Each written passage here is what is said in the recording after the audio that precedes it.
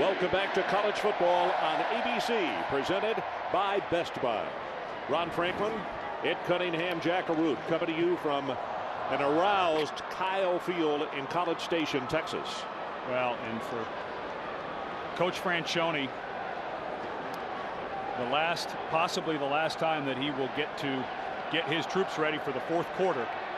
And this team, regardless of how this shakes out, has played exceedingly well. And with a whole different game plan they built during the bye week, they should all be very proud of themselves of how they've played. Pass near sideline, and he's got Goodson on a wheel route. Goodson, 10-5, touchdown, Texas A&M.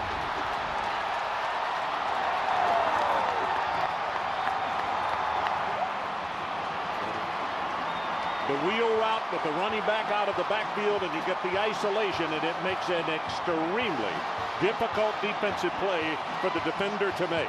And an excellent call. Just such a great call at this stage of the game. Yeah, at this stage of the game, you're exactly right. Yep. And it was perfectly executed. Good route, good throw, and the finish of the run was spectacular, cutting back to the middle of the field. Extra point attempt is up and is good by Szymanski. And the Aggies answer right back to extend that lead to 14 points with 14:51 left. As he comes out, the running back's going to run like he's running and out, and then he takes it up the field. That's a wheel. It's absolutely perfectly executed, and a good throw. Cut it up right there, and watch the linebackers how to give chase. But it's that cut back towards the middle that really finished it. Just good vision by Goodson. If he tries to take it down the sideline, probably gets out about the 7 or 8 yard line, and that cut back in the middle right when he caught it was the key. You know, I said in the second half I wanted to talk about the uniqueness of this rivalry, and the shot that we saw on the sideline of an Aggie and a Longhorn there together. Reluctantly, the Longhorn giving a hook'ems, and the Aggies saying we're up by 14 now.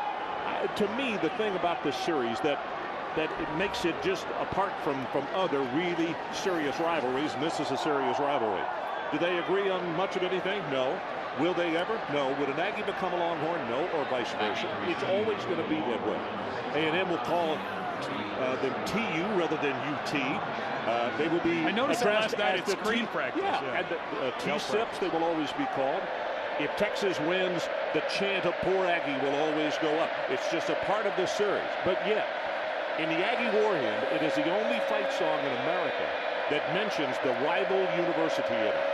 And to me, it is a rivalry of respect. Because on Monday, Longhorns and Aggies will go to the same job. They'll work with each other. They'll work against each other. But there is something that's bigger that keeps these people together. And one of those is the pride in this state of living under that great Lone Star. That is one thing they definitely have in common. Quan Cosby on the return. And Cosby will take it just short of the 35. Down to Jack Arute. Yeah, Ron, in addition to that, this time around, and you saw Coach Fran rallying his players around him. When he came out at half, he told me, he said, Jack, the most important quarter, as you know, is going to be the fourth quarter. But he coupled with that, reminding me of the fact that, look, I don't want these guys to play for me today. I want them to play for themselves. I want them so that when they're old and decrepit, and I'm using that term, not Coach Fran, they'll be able to talk about how they perform in this, the biggest game. Remember, Coach Fran said this is a game and a season unto its own. Jamal Charles will go for absolutely nothing. It's, to me, one of the things that has always made me, enjoy this rivalry. And I'll give you another case in point of something that happened in 1999 when 12 young people lost their lives when the stack fell as they were preparing the bonfire. At halftime of that ball game, the Texas band marched on the field carrying the Aggie flags, and they played one song, and they dropped all the flags except the Aggie flag, and they played Amazing Grace. And both sides realized at that time, much bigger than a football game, the loss of human life, and that these two schools are together. As Colt McCoy caught from behind and tackled just as he goes out of bounds at around the 36-yard line. Well, the one thing I noticed about this, not know, the rivalry I was involved in college was Washington State, the Apple Cup. And I think this rivalry, of all the big ones in college football, Ohio State, Michigan, Alabama, Auburn specifically, there's not that hatred. It's kind of a respect between the two. And you know something, I've heard schools say, you know, is our rivalry the best because we hate it? To me, a rivalry is not made through hate. It's made through respect. Absolutely. Third down. Texas needs to take it to the 44-yard line. McCoy drills it complete, loses the ball, and it's picked up by A&M. And they're now going to say incomplete pass. It was Billy Pittman. And boy, I thought he caught the football. Yeah, it looked to me like he did, but then I think he started bobbling it before he got possession of it in the field of play, and that's a big drop by Pittman because that's a first down, and now Texas is going to have to punt. Watch it hit Pittman right in the hands, and he just never puts it away. Yeah, it looked to me like he never caught it cleanly, and for Texas, things not looking very good when it looks like you're going to pick it up. No, that's the right call. Incomplete pass, and for Texas, that drop and all the momentum that first down would have brought them now out the window. Justin Moore prepares to punt the ball away.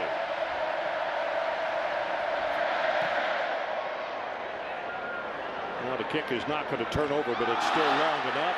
And it now takes a Texas bounce and being taken by Holland. And Holland really taking a chance as he fielded that ball inside the 10-yard line. 53 yards in the kick and a loss of 1 on the return.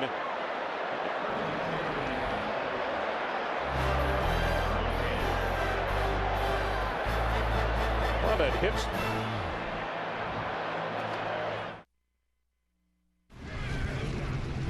You're watching ESPN's Rivalry Week, presented by Remington. Well, look at a heads-up play now. I said he took quite a chance, but look what happened. That hits number 4, Jamie McCoy. It hits him on the back of the head. So a heads-up play by Holland to protect the football instead of giving Texas very deep field position. And Holland, a true freshman, the coaches have said he's just got really good football sense. That was very smart by him. Well, McGee's going to run. Ran out of harm's way, then turns Kimball all the way around and finally tackled out at the 29-yard line. And let's check in with New York. John, what you got on LSU? LSU's first possession in overtime. Matt Flynn calls the quarterback draw, goes up the middle, weaves his way, touchdown, 12 yards. Extra point is good. Right now, Arkansas is 4th down and 10 in overtime. So now in overtime in Arkansas with a 4th down play. Boy, how many lives does the Cat in Baton Rouge have? 15 or 20. Yeah, we're about to find out. That's right. First down from the 29 for Texas A&M. And Goodson. Well, he really paid for it, but I'll tell you, somebody better hit him a little quicker because, boy, in space, he is really tough to bring down.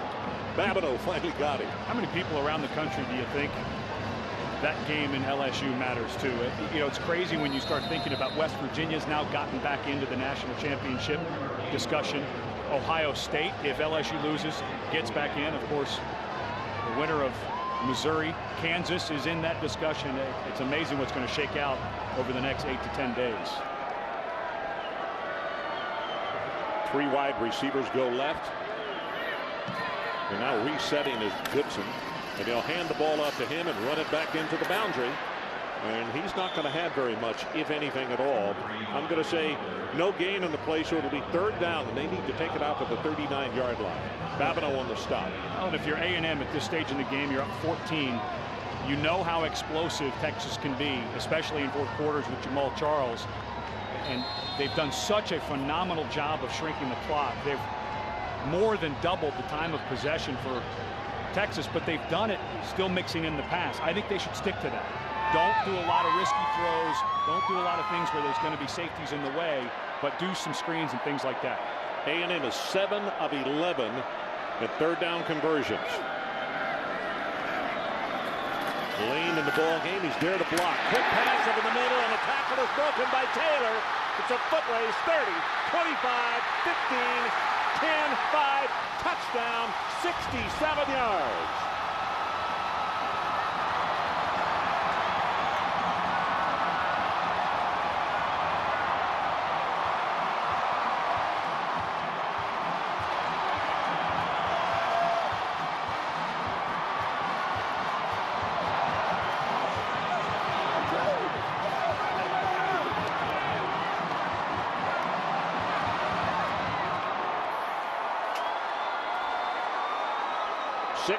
They're going to say officially 66 yards on the reception as the extra point attempt is about to come.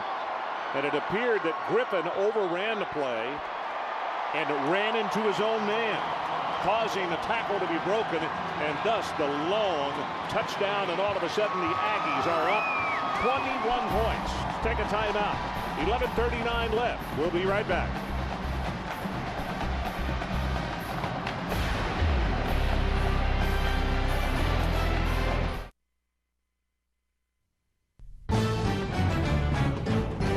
ESPN's College Football on ABC, presented by Best Buy. This holiday, we'll help you put together perfect gifts. NikeFootball.com. Leave nothing.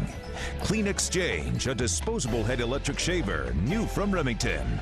And the new all Jeep Liberty. Well, welcome back, 38-17. Now the numbers are really becoming interesting. We told you that Texas A&M averages 171 yards a ball game passing.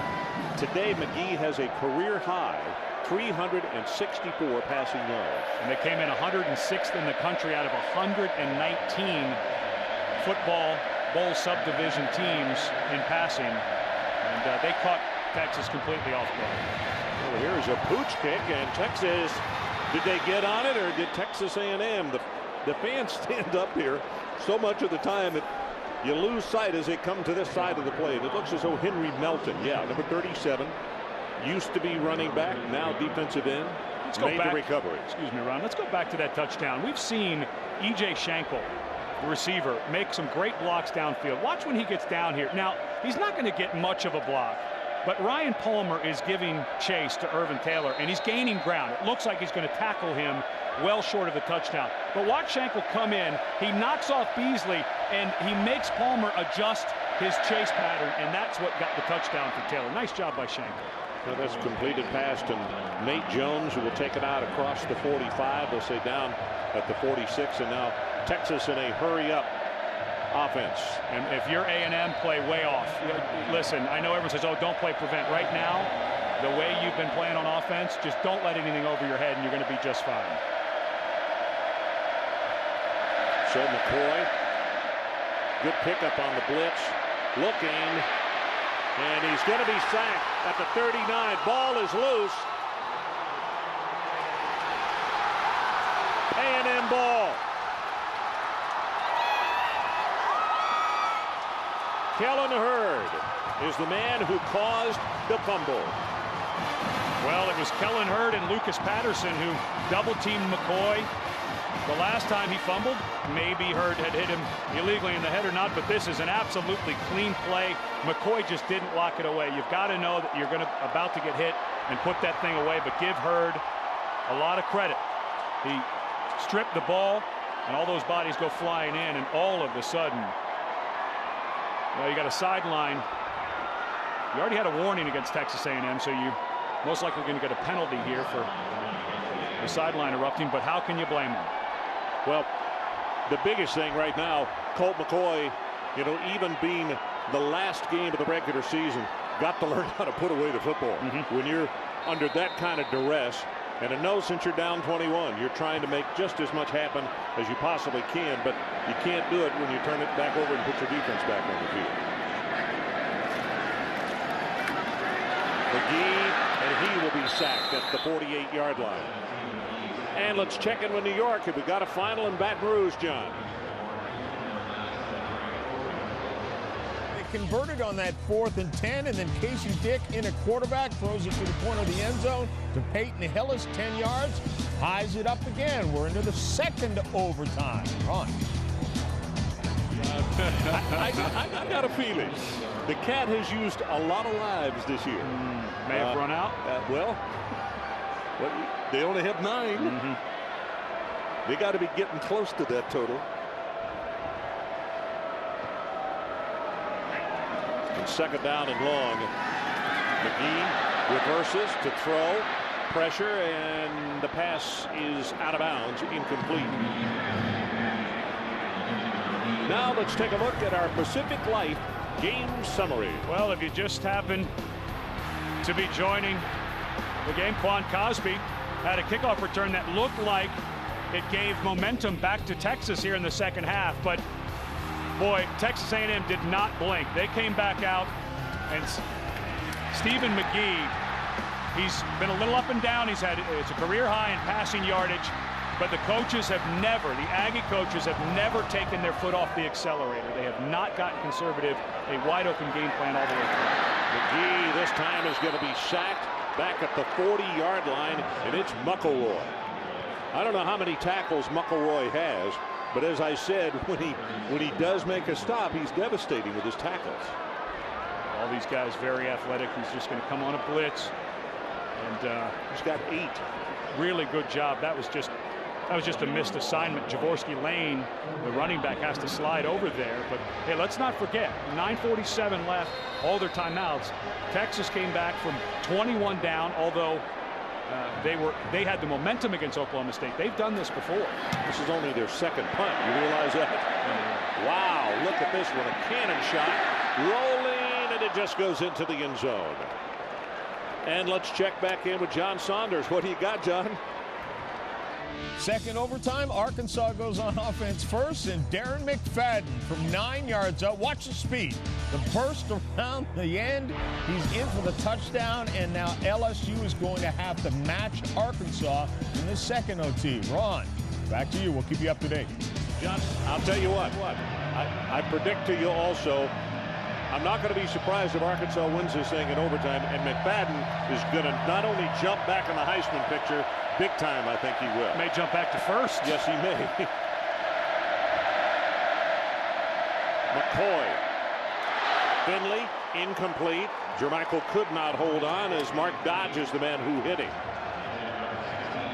Well, we'll take a look at Texas in the fourth quarter. They've been a great fourth quarter team this season.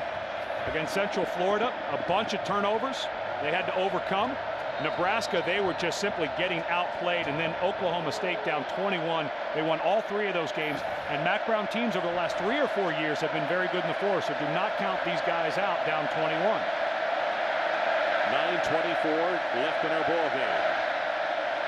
Draw play. Charles tries to get outside, and he'll be stopped just short of the 25. And Jack Arute, let's check with you quickly. Yeah, you guys are talking about comebacks. Well, how about this for a stat? 8 times, 5 in the fourth quarter, Colt McCoy has led squads for comeback victories. The only quarterback to come from behind a victory more times, 6 in the fourth quarter and 10 overall. How about Vince Young? That's true.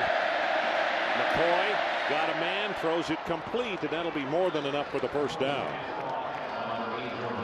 I think, and I think Texas still has a chance. Of course, anytime Jamal Charles is out there, you have a chance because he can take it the distance very quickly. He's got a couple of 75-yard touchdown runs. But I think the way Texas A&M is playing defense with these safeties so far back, they're just going to keep giving ground and just not let the big play happen. McCoy got a man, and that's complete to Jones. And Nate Jones with some long strides there takes it all the way to the 38-yard line. That's a gain of 29. And that was a nice call by Greg Davis. He threw it between the linebackers and the safeties, and that's where you're going to have to start picking at them. This area right here.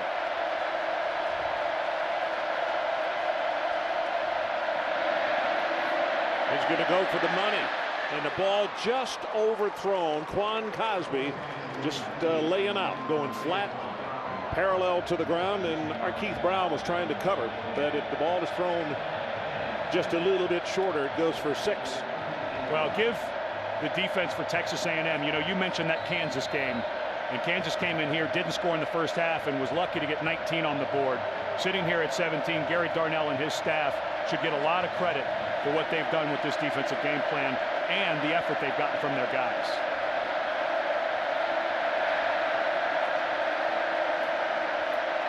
Charles bounces it to the outside, and then a double team on him, Greg, and also Mark Dodge. Time permitting, stay tuned for the Dell post-game report. John Saunders and Jesse Palmer will have scores and highlights from around the country. And one very large one from Baton Rouge. They're in the second overtime. Arkansas has scored. It is now up to LSU to answer.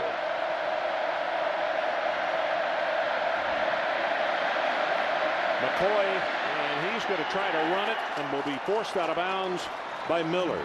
Vaughn Miller, a freshman out of DeSoto, Texas.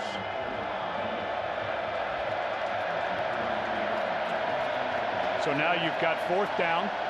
McCoy over on the sideline, and the clock stops so he can go get the play.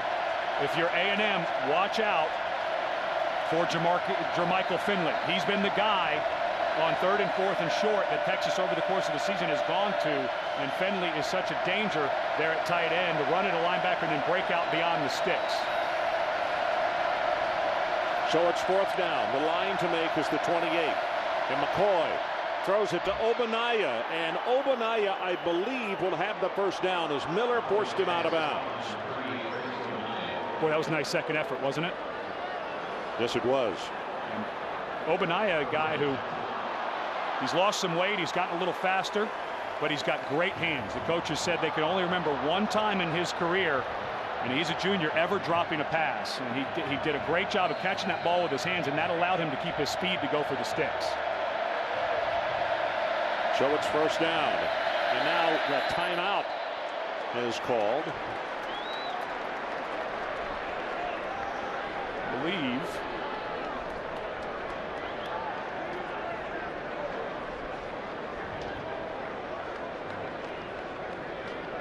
well, you can review. I think the coaches may be asking for a review of the spot, which is a reviewable play. And of course, this year in college football, coaches can challenge. Yeah, I just read the referee's lips. That's exactly what they're doing. And I don't blame Coach Franchione at this point in the game. If you think it's close, have it reviewed and see if he can't get the ball back.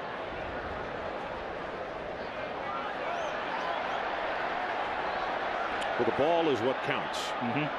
Here's what I want to see. What does his left foot do before he stretches that ball out of bounds? No, that was in. If that left foot had landed out of bounds, I think it'd be short. Closer, but or short. But I think because that left foot stayed in. Watch the left foot. The next step with his left foot, that was in bounds, and he stretches. So I think this is going to stick. I think it's a good challenge, but I think he made it. But their review and our review are two different things. We found that out this year. You're like, you know, they have all the respect for us that Jack has. Is that just less than 0?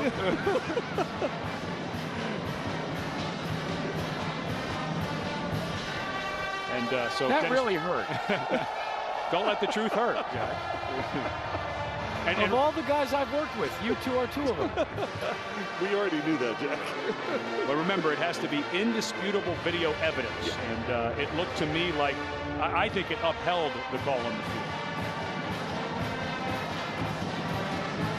But I can see why Dennis Franchione wanted to challenge this. It was close enough. Again, if that left foot had gone out, I think it may go back and be A&M ball. But because Ogbonnaya kept it in, I think he got it. Well, don't you think, guys, too, this is as good as a timeout? In fact, an extended timeout. Oh, sure. Gives their defense a chance to gather their wits. Well, the new rule this year is coaches get 1 challenge per game, and they have to use a timeout to do it. Now, once the challenge is used, it's gone. But if you win the challenge, you get the timeout back. If not, you lose it.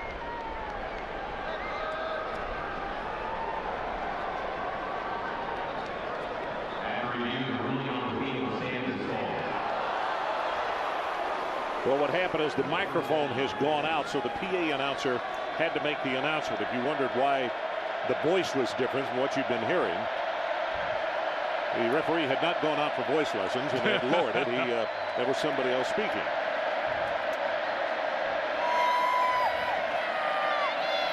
And for Texas, you have to go to a silent count now because you're going into the closed end of the stadium. So not going to be able to hear McCoy. If he wants to change it, it's going to be tough.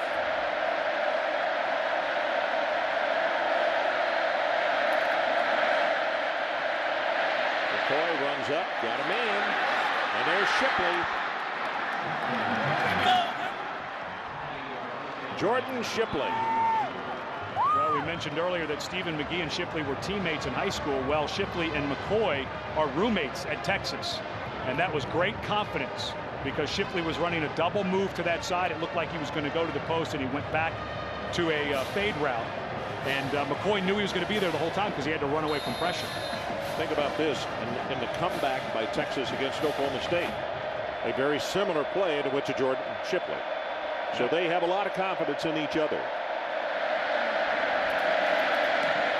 And the kick is good by Bailey. So 7 minutes, 36 seconds left to play, and the new score is the Aggies 38 and Texas 24.